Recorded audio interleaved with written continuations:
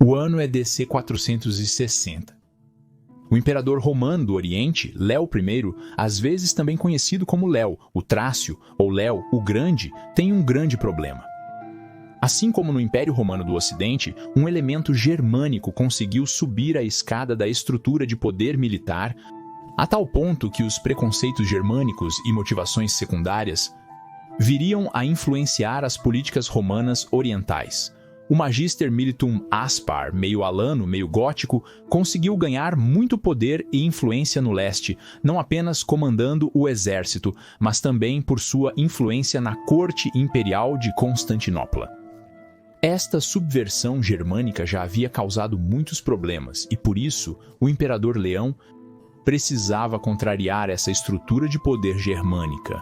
Sua ideia de criar uma tropa de guarda-costas de elite leal de 300 soldados que protegeriam o imperador e ouviriam apenas seus comandos, completamente imunes à influência do Magister Militum Aspar.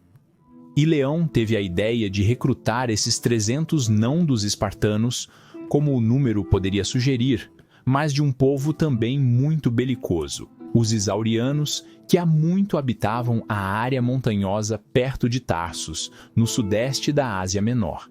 E essas 300 unidades de guarda-costas de elite passariam a ser conhecidas como os escubitores. Os escubitores, ou em latim escubitores, que poderiam ser traduzidos como sentinelas, eram uma evolução natural das Scholae Palatinae, sobre as quais eu falei neste vídeo aqui. No oeste, as últimas Scholae desapareceram durante o reinado do rei ostrogótico Teodorico, enquanto no leste, essas unidades degeneraram mais tarde em pouco mais do que formações de desfile. O imperador Léo escolheu os isaurianos como a tribo de onde recrutar essa nova unidade de guarda-costas de elite, porque os isaurianos haviam sido há muito tempo uma tribo montanhosa muito independente e muitas vezes problemática da Ásia Menor. De fato, muitos no Império os viam como bárbaros. E qual melhor maneira de combater os bárbaros germânicos com outros bárbaros? Mas aqueles que não foram influenciados pela política e preconceitos germânicos, e assim muito mais leais ao imperador. E assim, a partir de 460 em diante, veríamos eles subirem ao destaque e eles protegeriam o imperador onde quer que ele fosse. E de fato, em 471, eles teriam seu primeiro verdadeiro teste de lealdade quando Léo instigou o complô para assassinar Aspar e seu filho Ardaburius. Não sabemos os detalhes exatos de como Léo conseguiu fazer isso, mas a lealdade absoluta dos 300 isaurianos de Léo foi essencial nesta empreitada. Até se diz que, uma vez que Aspar e Ardaburius não existiam mais, os apoiadores germânicos de Aspar tentaram invadir o Palácio Imperial em Constantinopla, mas os Excubitors repeliram esse ataque heroicamente. Se apenas Anthemius, o imperador do Oeste, tivesse uma unidade de elite semelhante e leal, mas infelizmente ele não tinha, e assim Ricima foi autorizado a viver. E assim a subversão germânica é o que acabou definitivamente com o Império Romano do Oeste. Mas Léo, livrando o Império de Aspar e seu filho Ardaburius de uma só vez, acabou com a estrutura de poder germânica no Império Romano do Oriente, e a importância disso não pode ser superestimada. Quanto ao equipamento que usavam, eram bastante semelhantes ao Scholae Palatinae, como se poderia imaginar um soldado romano tardio.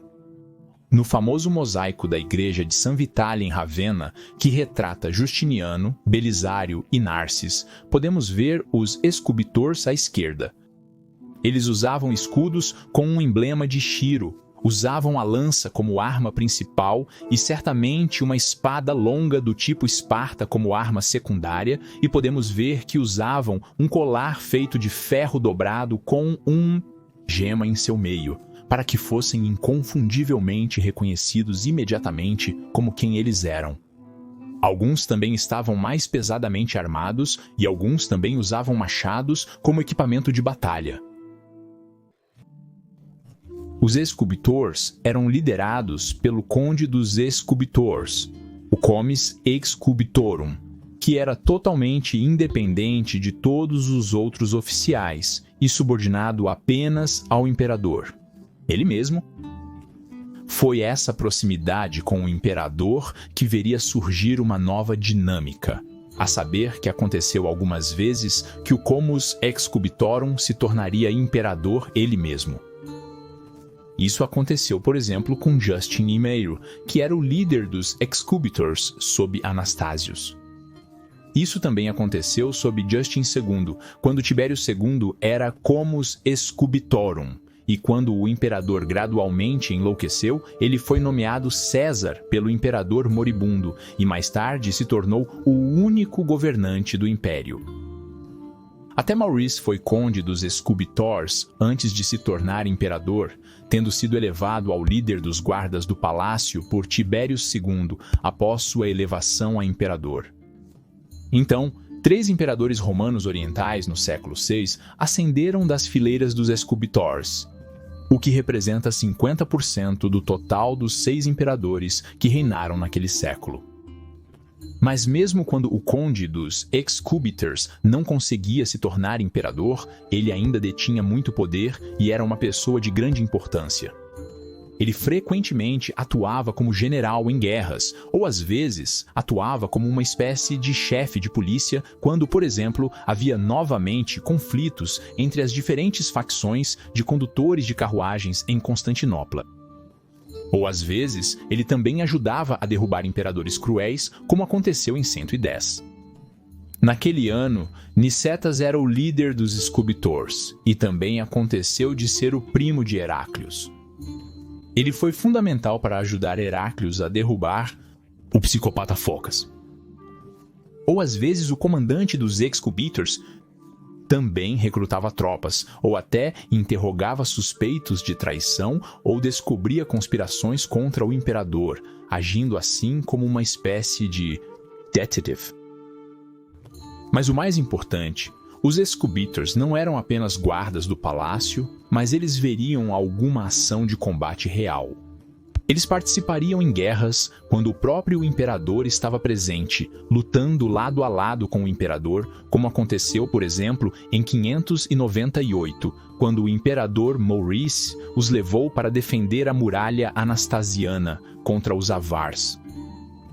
A muralha anastasiana é, a propósito, uma interessante fortificação esquecida que é bastante merecedora de um vídeo próprio e, claro, eles participaram heroicamente na guerra contra os persas sassânidas, lutando com o imperador Heráclius, penetrando profundamente no coração do Império Persa e, assim, desempenhando um papel importante em ajudar a salvar o Império Romano.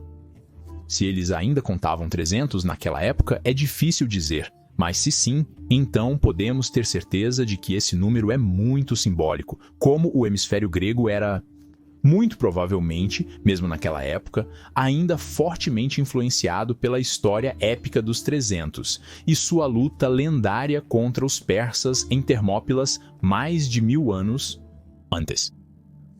Então, é interessante ver qual papel importante os excubitors desempenharam nos primeiros mais de 200 anos após sua criação em 466 depois de Cristo.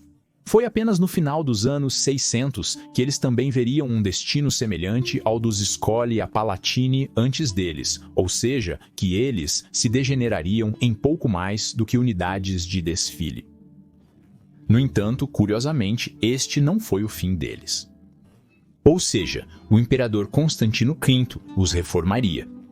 E eles agora, depois de cerca de 760 d.C., ressurgiriam como um regimento de elite, como parte dos chamados tagmata, e seu tamanho também foi aumentado, além da figura anterior de 300. Os tagmata eram mais móveis do que as tropas regulares e eram mantidos de forma permanente. Eles formavam o núcleo do exército imperial em campanhas, mas às vezes também eram usados para reprimir revoltas provinciais. Nessa época, a administração do Império Romano do Oriente havia sido reorganizada nos chamados temas, e assim, os exércitos também refletiriam isso, pois também seriam organizados em regimentos temáticos.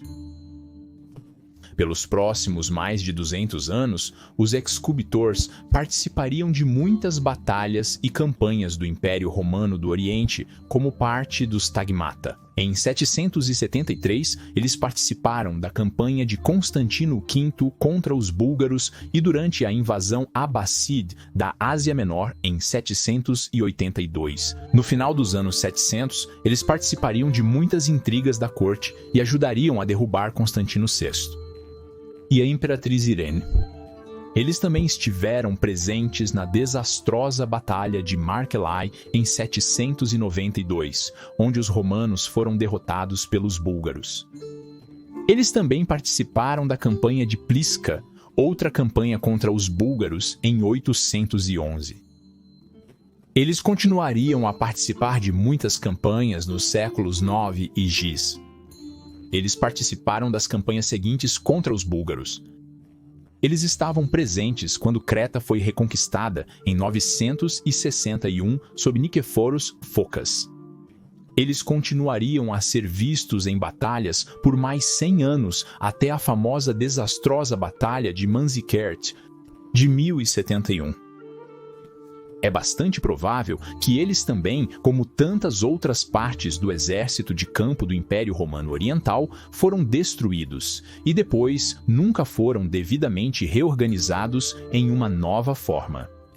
E assim, a última menção dos excubitors é de 1081, quando seus remanescentes participaram da Batalha de Dyrrhachium contra os normandos.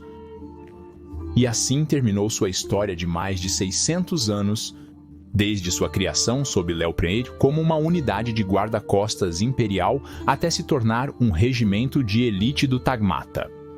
Não podemos deixar de sempre nos fascinar pelos longos períodos de tempo da história romana, onde certas unidades ou cargos sobreviveram por séculos, às vezes até mais do que um milênio.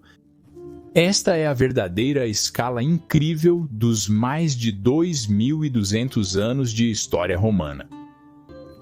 Gostaria de agradecer a todos que estão apoiando o Majorianos, seja através do Patreon, associação ao YouTube, doações pelo PayPal ou simplesmente assistindo aos vídeos. Obrigado, amigos da história romana. Para saber mais sobre a Scholae Palatinae, assista ao vídeo no canto superior direito. Mas se você quiser aprender por que o Império Romano do Oriente sobreviveu mais tempo que o do Ocidente, pode assistir ao outro vídeo no canto inferior direito. Agradeço novamente a todos os amigos da história romana, Gratias Tibiago e Beni Valete,